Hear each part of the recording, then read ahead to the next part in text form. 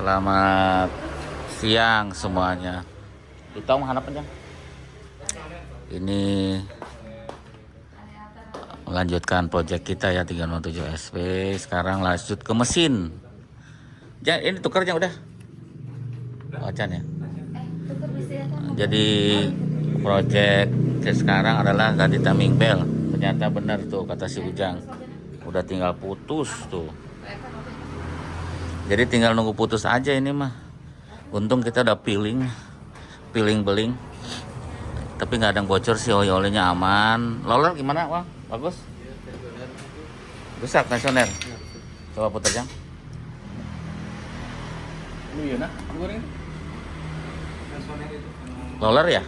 Oh, Yang mana Jang? yang besi itu, yang nempel. Yang mana? Oh yang besi, yang kemarin. Oh ya udah ganti Jang, Bang. Gemuruh ya? Udah ganti itu sama timing bellnya.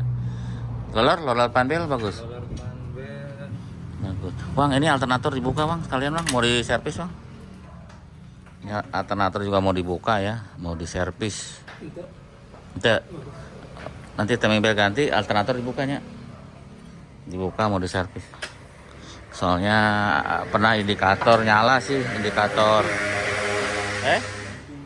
Monting hancur. Tuh. Monting jangan dulu dah, mahal. Nanti monting cari copotan aja. Mahal. Kenapa lagi masang timing bell baru. Diputar-putar Bang. Oh, masang itu. Masang roller baru. Kelihatan sih nggak bocornya, nggak ada ya, demek doang. Mau dipasang lagi timing bell baru. Alhamdulillah ketemu ya, kalau enggak rontok gitu pasti urusannya. Pakai jauh udah derek urusannya. Alhamdulillah masih ketahuan. Kalau nggak ketahuan Bang, di bawah ada kabel tuh, aman nggak Bang? Kabel oli Bang, dilihat ya Bang. Kabel oli yang bawah aman nggak? Hah? Dicek ya kabel oli, takutnya konslet. Cek. No aneh-aneh di ianya Bang, dinyali Bang. Minimal informasi aman nggak gitu, takut nggak aman. Support, kayaknya support juga rusak ini. Tapi nggak bakal mogok lah, biarin dulu. Ya seperti itu namanya rekondisi. Ada yang please cek.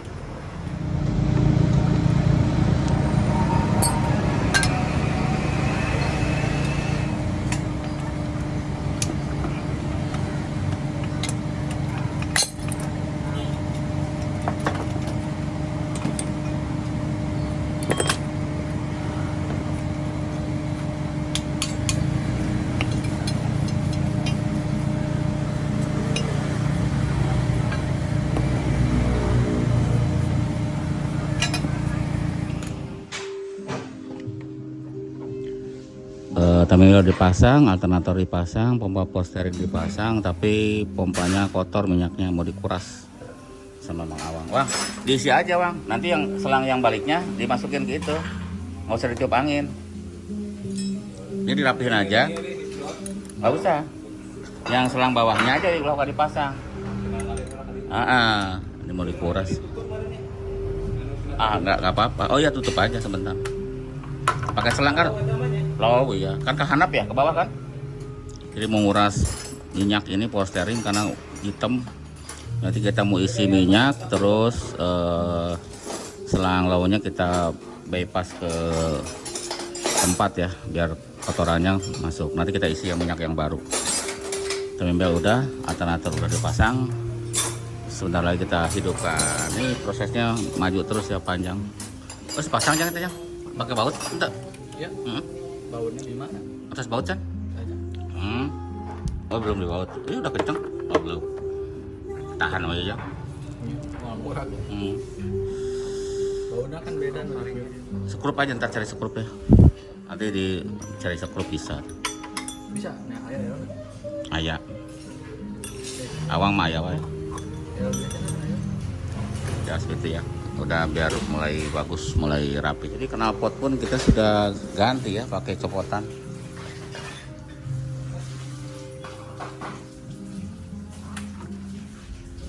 Jadi suaranya juga halus sekarang, tidak berisik seperti kemarin, sudah oke suaranya. Jadi pipanya diganti yang bolong, terus saringannya diganti ya, kemarin berisik nih kayak ini.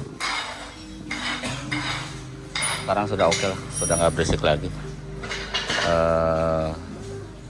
Udah nggak pening ke kuping, nggak biasa sih model kayak gitu.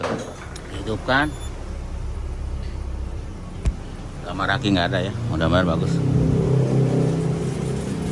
Jadi tadi dikuras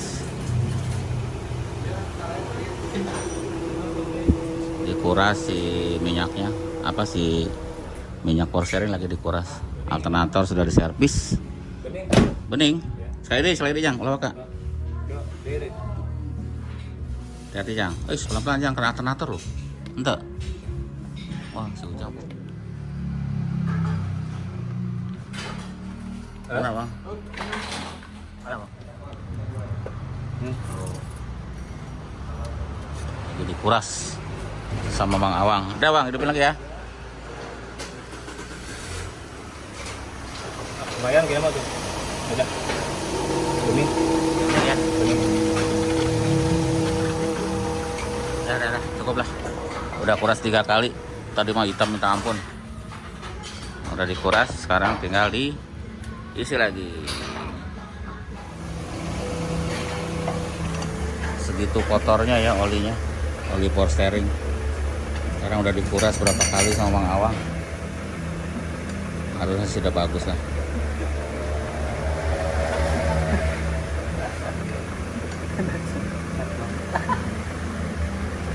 Kita udah pakai beban penuh pengisiannya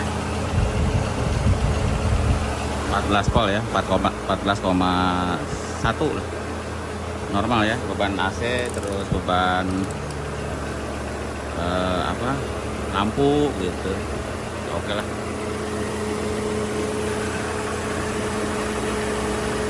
Jadi di sini yang diganti timing belt sama roller panel. Yang lainnya masih bagus. Ya, itu ya. Jadi restorasi hari ini ada beberapa.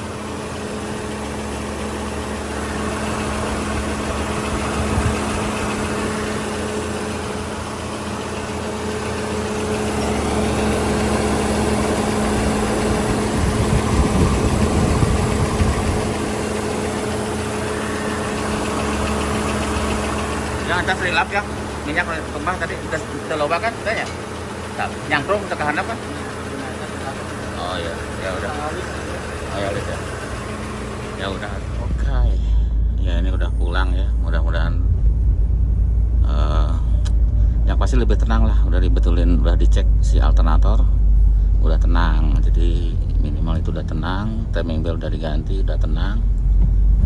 Di urusan di bagian timing belt ada roller, panbel dan sebagainya sudah tenang karena sudah dicek ya, termasuk water pump juga udah tenang. Jadi seperti itu. Selamat pagi, hari ini mau masang switch temperatur ya, biar suhunya nggak panas. Kita pasang switch, jadi switch ini tambahan, nanti kita taruh di selang switchnya. Cara masangnya nanti kita lihat nih Bang Awang.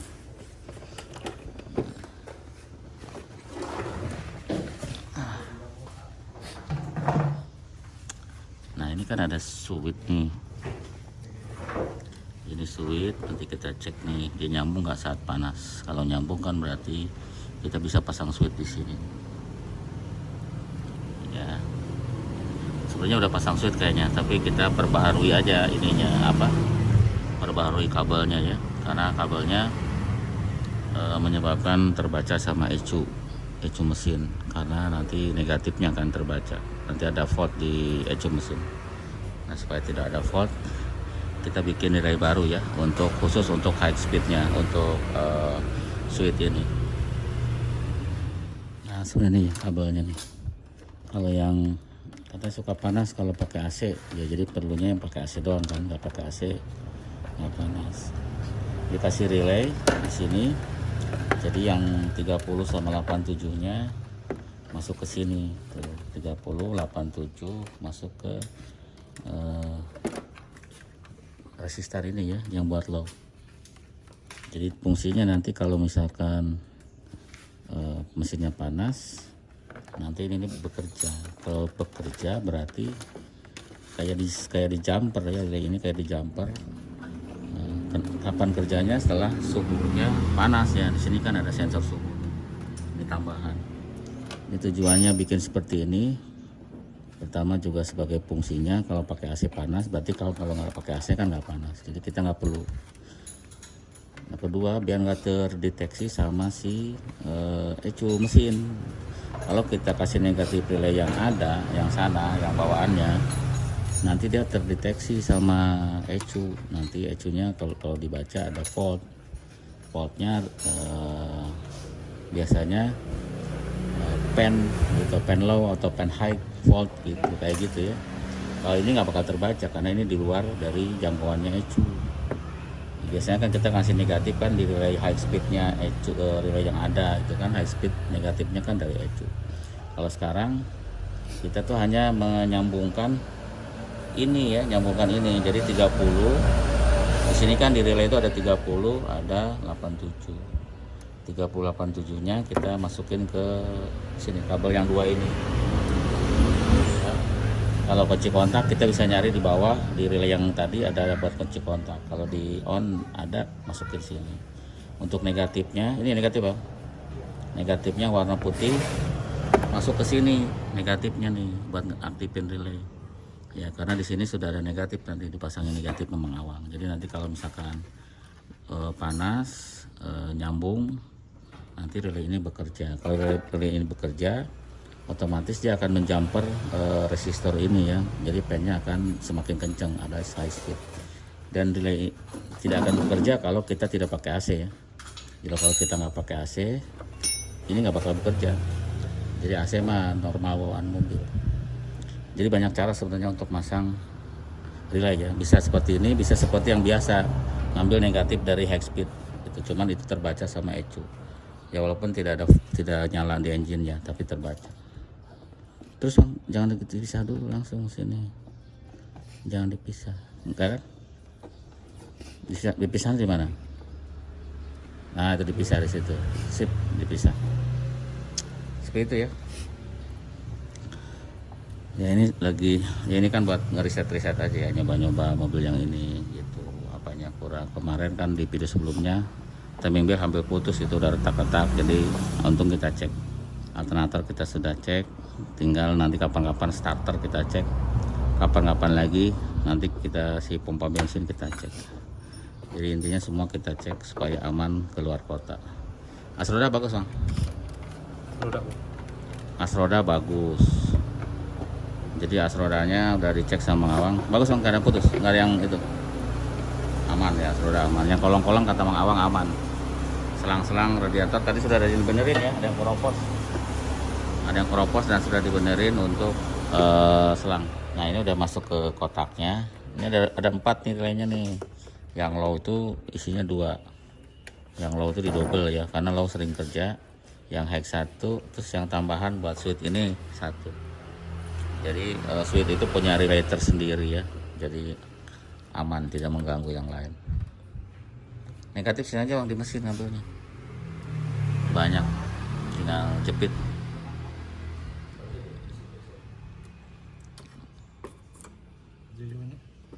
Itu negatif. Bisa, jangan terlalu tegang ya, masuknya ke dia Bang, jangan terlalu tegang, ntar ke ini terus. Nah gitu bisa tuh, jadi negatif ya. Ini negatif jadi aman, kalau konslet pun aman. Jadi kita tuh menghindari tambahan kabel sebenarnya. Kalau nggak perlu banget kita tuh buang, kayak lampu, kayak klakson, karena kita nggak perlu. Tapi kalau pen kan perlu, kalau nggak overheat. Jadi menghindari. Di sini ada sih 1 relay starter, karena tadi coba dilepas relaynya nggak mau. Jadi memang perlu relay. Nah itu nggak apa-apa. Dan pemasangan juga normal. Tapi kalau yang di sini sebaiknya yang di mesin nggak ada, harus aslinya gitu. Kalau ya kayak gini-gini. Ini kan soketnya nih baru ganti nih tuh, kayak itu si baru. Yang ini juga mesti ganti nih, kalau ada nanti ganti. Kalau kekompakan dapat yang bagus, Jadi soket-soket dan injektor gini harus semuanya harus bagus. Ini kebetulan masih bagus. Itu juga bagus, coil lumayan. Terus yang sana tuh ada switch ke sensor atas masih lumayan bagus. Di bawah ada sensor ke CKP juga udah diganti ya Bang. Jadi harusnya ya kuat semua, diperiksa semua. Jadi karena ini mau kilometer sudah tinggi dan mungkin awalnya perawatannya kurang, jadi banyak banget yang kita harus cek. Jadi ini kita udah cek-cekin semua. Tinggal yang belum dicek motor starter ya. Tapi motor starter kita ada serep di bagasi. Buat SW ada di bagasi, kita taruhin serep untuk motor starternya sebelum kita cek ya. Karena kita kan di bengkel sering banyak pekerjaan. Jadi ini kalau senggang aja baru garap lagi ke sini gitu. Ngecek lagi supaya nanti bisa dipakai camping ya. Karena minggu ini kita mau camping. Oke, lagi dicoba nih. Jadi suhunya segitu tuh. Kita 80 ya. Sebenarnya nanti kalau ini kan pakai AC, dia low-nya kan udah jalan. Karena dia nggak pakai termostat ya. Sudah nggak ada dari awalnya, jadi dia agak lambat untuk naik. Tapi nggak tahu berapa kalau panas ya. Yang pasti kalau dia 90 high speednya dia akan nyala, karena switch tadi bekerjanya di angka 90. Jadi kalau masih di bawah 90 ya udah low terus ya, kayak gitu. Nah untuk pemasangannya itu kan tadi udah ya, jadi pemasangan itu di tempatnya resistan biar nggak kebaca sama si ECU mesin. Jadi pas di resistan yang kabel 2 itu yang 130 yang 187. Jadi kalau dia aktif sama aja kayak kita jumper ya, jadi high speednya jalan. Nah kalau sekarang ya karena 80 ya belum nyala ya, nanti nyalanya 90. Ini low ya kalau pakai AC, sekarang pakai AC dan ininya low. Seperti itu ya. Terus ada pertanyaan gini katanya, saya pengen dikasih switch gitu, pengen angkanya 80 suhunya. Ya tergantung mobilnya ya. Kalau radiatornya rusak gitu atau mobilnya overheat ya tetap nggak bisa gitu ya. Harus mobilnya normal dulu ya, dan resistan juga ya, si termostat harus dilepas mau nggak mau. Dan ini menjadi perdebatan sengit ya kalau termostatnya dilepas. Dan mau nggak mau kalau pengen suhunya 80 ya harus termostat dilepas. Kalau enggak ya ditahan 90 terus kan. Karena termostat bukanya di angka 90-an, 89 lah, 90-an lah gitu. Jadi memang harus suka nggak suka termostat harus dilepas biar dia bisa di 80 misalkan. Kalau dia pakai itu ya. Cuma kan kalau masih standar gitu bawaan mobil ya udah biarin aja harus. Kayak ini memang sudah dilepas, ya udahlah diikutin aja gitu, nggak pakai termostat lagi.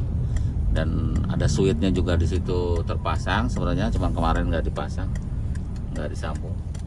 Ya udah nyambungnya aja yang dirobah gitu, nyambungnya dirobah ke resistan gitu. Resistan itu kan kalau di jumper kan nyala dan nanti nggak terbaca sama si ECU mesin bahwa itu error. Begitu syaratnya, harus lepas termostat. Ya nanti lanjut lagi nih besok nih.